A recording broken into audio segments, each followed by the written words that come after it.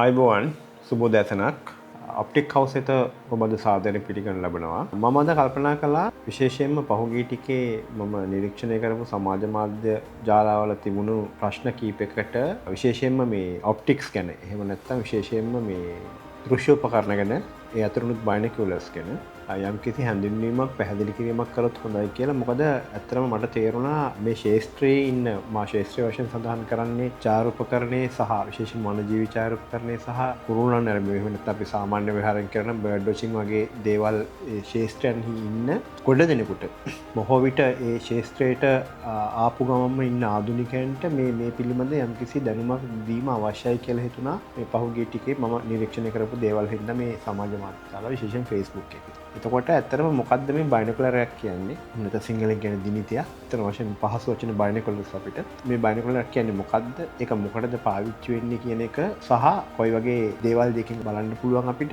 වගේ තාක්ෂණික දේවල් යම් කිසි ප්‍රමාණයක විස්තරයක් කරන්න මම බලාපොරොත්තු වුණා. එතකොට ඔබ අපි කවුරුත් දන්න ඔප්ටික් හවුස් ලංකාවේ තියෙන ඉහළම පෙළේ බයිනොකුලර් සන්නාම සපයන ආයතනයක්. ඉතින් අපි තීරණය කරා ඔප්ටික් හවුස් අපේ channel එක තුලින් අපි ගාව තියෙන products කීපයක් ඔබ ඉදිරියට ගෙනල්ලා ඒවා තියෙන තාක්ෂණික පිරිවිතර ගැන පොඩ්ඩක් කතා කරන්න මේ තියෙන Facebook එකේ අහලා තියෙන සමහර ප්‍රශ්න වලට උත්තර වශයෙන්. ඇත්තටම බයිනොකුලර් කියන්නේ මොකක්ද? බයිනොකුලර් කියන්නේ ඔබ යම්කිසි දුරක ඉඳන් නිරීක්ෂණය කරන ඔබ්ජෙක්ට් එකක් අරමුණක් ඔබට ලං කර පෙන්වන උපකරණයක්.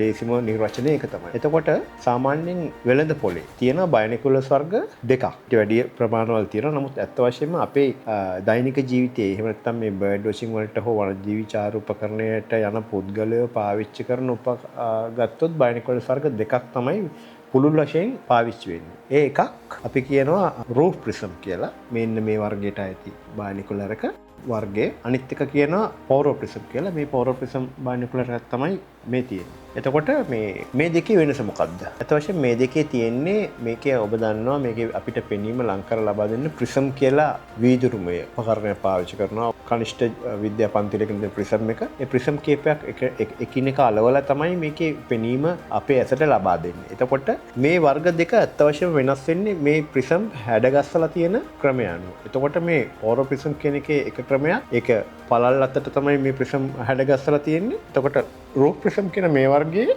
කෙලින් අතට ස්ට්‍රේට් අතට තමයි මේක ප්‍රිසම් පෙළ ගස්සලා තියෙන්නේ. ඒක තමයි මේකේ තියෙන ප්‍රධාන වෙනස. එතකොට සමහර දෙනෙක් අහනවා වඩා හොඳ මොකක්ද මේ දෙක කියලා. ඇත්ත වශයෙන්ම ගත්තොත් පෝරෝ ප්‍රිසම් එකේ තියෙන අපි දන්නා depth of field ශේෂ්ත්‍ර ගැඹුර යම් කිසි ප්‍රමාණයකට වැඩියෙන් අපිට ලබා ගන්න පුළුවන් මේක පාවිච්චි කරද්දී. මේක ඊට වැඩිය සාපේක්ෂව තරමක් අඩුයි. හැබැයි image quality එක ගත්තොත් දැන් මේ පෝරෝ ප්‍රිසම් එකට වඩා රෝ ප්‍රිසම් එකෙන් ඉතාලම වේගයෙන් ඉස්සරහට ඇවිල්ලා තියෙනවා. මොකද වෙළඳපොළ ඉල්ලුම තියෙන්නේ මේ දැනට මේ රෝ ප්‍රිසම් කෙනෙක් තමයි වැඩිම. නමුත් ඇත්ත වශයෙන්ම ගත්තොත් මිලිටරි මේ කටයුතු යුදමය කටයුතු සඳහා ගොඩක් පාවිච්චි වෙන බයිනොකුලර්ස් ගත්තොත් තාම මේ වර්ගයට එහෙනම් පෝරෝ ප්‍රිසම් එකට විශාල ඉල්ලුමක් තාමත් ලෝකේ තියෙනවා. ඒ වෙළඳපොළ. එතකොට අපි දැන් ඊළඟ ප්‍රධාන ප්‍රශ්නේ දැන් මම දැකලා තියෙනවා මේ අහන මේක සයිස් බයිනොකුලර් එකක් ගැන අහන පළවෙනිම ඉතාම පොදු ප්‍රශ්නේ තමයි මේක කොච්චර දුර බලන්න පුළුවන්ද? කිලෝමීටර් ගණන් කොච්චරද කියලා. ඒ ප්‍රශ්නෙට එන්න කලින් අපි පොඩ්ඩක් දැනගන්න ඕනේ මේ බයිනොකුලර් එක තියෙන විශාලනකරණය කරන්නේ ගණනය කරන්නේ කොහොමද කියන එක. උදාහරණයක් විදිහට ගත්තොත් දැන් ඔබ දන්නවා බයිනොකුලර් එකක අපි සාමාන්‍යයෙන් කියන 10:10/42 කියලා. 8/42. ඔන්න ඔය ආදි වශයෙන් අපි ඉලක්ක අංකනයක් කියනවා. මේක මොකද්ද මේ ඇත්ත වශයෙන්ම මේන් හඳුන්වන්නේ මොකද්ද කියලා අපි පොඩ්ඩක් විමසා බලමු. දැන් ඔබට පේනවා මගේ අතේ තියෙනවා මේ සංජු කියන කොරියන් නිෂ්පාදනය හුරුබුහුටි බයිනොකුලර් එකක්. ඒකේ අපි ගහලා තියෙනවා 10:42. ඔබට පේනවා ඇති 10/42 10/42 කියලා එකක් සඳහන්ලා තියෙනවා. මේ 10 කියන්නේ මොකක්ද ඇත්ත වශයෙන්? මේ 10 කියලා කියන්නේ ඔබ S2 තබා ගන්නා මේ දිනිතියේ මේ S2 තබා ගන්න කෑල්ලේ තියෙන ඩයමීටර් එක මිලිමීටර වලින් 10 කියන්නේ ඒක. එතකොට 10 කියලා හඳුන්වන්නේ ඇත්තටම මේ ඔබේ ඔබ්ජෙක්ට් එක. එහෙනම් ඔබ නිරීක්ෂණය කරන දේ ඔබට කීවතාවක් විශාලනය කරලා පෙන්වනවාද කියලා. එතකොට සාමාන්‍ය මේ 10 කියලා කියන්නේ ඇත්තටම ඔබට ඔබ බලන ඔබ්ජෙක්ට් එක ඔබ දකින ප්‍රමාණයට වැඩිය 10 ගුණයක් විශාලනය කරලා හරි ලං කරලා හරි පෙන්වනවා කියන එක තමයි මේකේ සාමාන්‍ය අර්ථය. එතකොට 42 කියන්නේ 42 කියලා කියන්නේ මිලිමීටර වලින් මෙන්න මෙතන මේ පැත්තේ තියෙන ඩයමීටර එක. එහෙම තමයි කියන විස්කම්භය. ඒක තමයි 42 වශයෙන් සඳහන් වෙන්නේ. එතකොට බයිනොකුලර් එකක් හොඳ වෙන්නේ වඩාම සුදුසු වන්නේ කොයි ප්‍රමාණයෙන්ද කියන ප්‍රශ්නේ මම දැක්ක නිතරම අහනවා. අත වශයෙන්ම දැන් ඒක ටිකක් සංකීර්ණ ප්‍රශ්නයක්. ඒක මෙහෙම උත්තර දෙන්න යුතු ප්‍රශ්නයක් නෙවෙයි. ඒක ශාස්ත්‍රයේදී අත වශයෙන්ම මේ අපි ඉගෙන ගන්න ඕන දෙයක්. කුරුල්ලන් නැරඹීමට හෝ අණජීවී නිරීක්ෂණය කිරීමට අත වශයෙන්ම 8:42 8/42 හෝ 10/42 තමයි මම සාමාන්‍යයෙන් උපදෙස් දෙන ප්‍රමාණය. මොකද 10/42 එකෙන් ඔබ ඒ දෙක බෙදලා බැලුවොත් අපිට එනවා 4.2ක උත්තරයක්. ඒක අපි කියන්නේ මේ ලයිට් ගැදරින් කැපැසිටි එක. එහෙම නැත්නම් ආලෝකය එකතු කිරීමේ බලය තමයි ඒකෙන් කියවෙන්නේ. මේක අංක 5ට හෝ 5ට යම් කිසි ප්‍රමාණයකින් ආසන්න නම් අගය නම් හොඳ අගයක් වශයෙන් අපි දකිනවා. අනිත් පැත්තට ගත්තාම 8/42 8.42 ගත්තොත් එහෙම ඒක 5 කියන අංකණයට පොඩ්ඩක් වැඩි අංකයක්. මේන් කියවෙන්නේ මේ 10 කියන එක 10 කියන අංකණය ඔබට පාවිච්චි කරන්න පුළුවන් සාමාන්‍ය ක්ෂේත්‍රයේ යම්කිසි ප්‍රමාණයක් අඳුර පවතිද්දී ආලෝකයේ මධ්‍ය අවස්ථාන්හිදී හා 40 සැඳිලි වගේ අවස්ථාවක් මුහුණ දෙන්න උනොත් මේ 10 කියන එක අපිට වැදගත්. මොකද මේ 10 කියන එකේ ඔබ්ජෙක්ට් එක ඔබට 10 වතාවක් ලොකු කරලා පෙන්වනවා. නැත්නම් ලං කරලා පෙන්වනවා. 8.42 ගත්තොත් ඒකේ කියවෙන්නේ 8 වතාවක් ඔබේ ඔබ්ජෙක්ට් එක ලොකු කරලා පෙන්වනවා. ඒකෝට මේ 10 කියන එකේ ඇත්තටම ඔබට පෙන්වන පරාසය පොඩ්ඩක් පටුයි. 8.42 බයිනොකුලරේ තරමට පුළුල්. නමුත් ඇත්ත වශයෙන්ම ලයිට් ගැදරින් කැපැසිටි එක වැඩි 8 කියන එකේ. එතකොට ඔබ යම්කිසි ආලෝක තත්ත්වයක දුර්වලතාවයකින් පෙළෙනවා නම් ඔබේ ඔබ්ජෙක්ට් ලෙන්ස් එක හැකිවිටම හැකිතරම් ලොකු එකක් ගන්න එක තමයි ඔබට සාමාන්‍යයෙන් සුදුසු වන්නේ. එතකොට බයිනොකුලර් එකක් ඒ මූලික පිරිවිතර තමයි මම ඔබට කියන්නේ. ඇත්ත වශයෙන්ම මේ බයිනොකුලර් එකක මිල සඳහන් වෙනවා. මගෙන් අහලා තිබ්බා මම දැක්ක කීප දෙනෙක්ම Facebook එකේ කමෙන්ට් දාලා තිබ්බා මේ මිල ගණන් පිළිබඳව.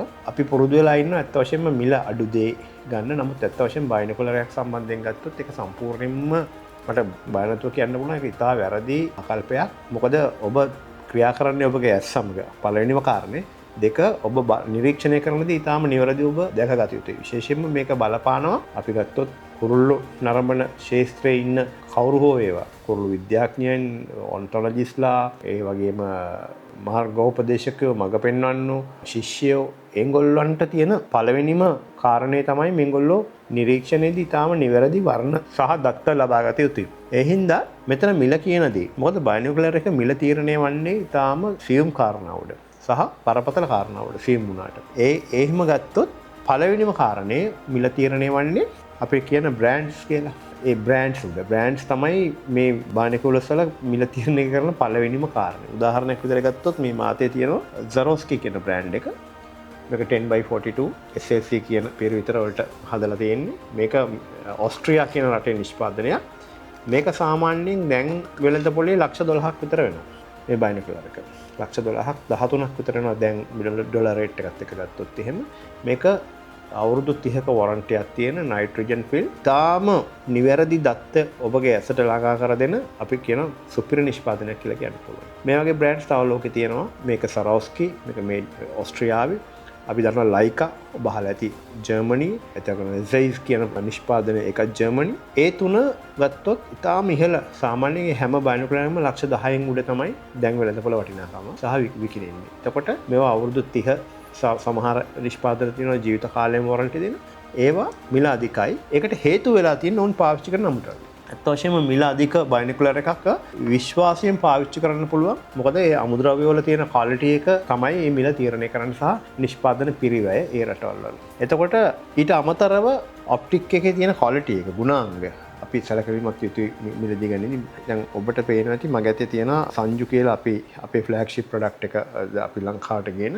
ඒකේ අපි ගත්තොත් මේ ඔප්ටික් ක්වොලිටි එක ඉතාම ඉහළ මට්ටමක තියෙනවා. මේ වගේ බයිනොකුලර් එකක් සාමාන්‍ය වෙළඳපොළ මිල රුපියල් 75000 සිට ලක්ෂය දක්වා තියෙනවා. මේකත් නයිට්‍රජන් ෆිල්ම් අවුරුදු 5ක් මේකේ වොරන්ටි එක. ඊට පස්සේ අපි ගත්තොත් එහෙම මේ බුෂෙලි කියන මේක චීන නිෂ්පාදනයක්. මේක සාමාන්‍යයෙන් වෙන්නේ රුපියල් 30000ක් විතර.